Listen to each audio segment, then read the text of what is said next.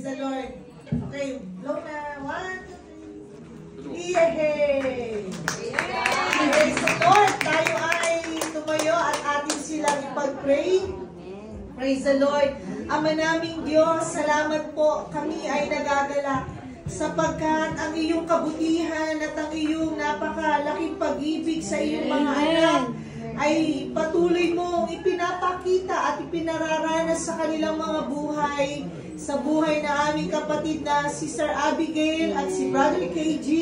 Salamat sa iyong kahabagan sa kanila. At ang aming panalangin bilang kanilang kapatid sa pananampalataya, nawa ang iyong patuloy at masaganang pagpapala ay dumating sa kanilang buhay, kasama ng kanilang sambahayan, lalo tigit sa kanilang paglilingkod sa iyo hanggang sa dumating ang aming Panginoong Hesus. Sila'y makasama naming malakas sa paglilingkod. Pagpalain mo ang bawat isa sa pangalan ni Hesus. Amen! Praise the Lord!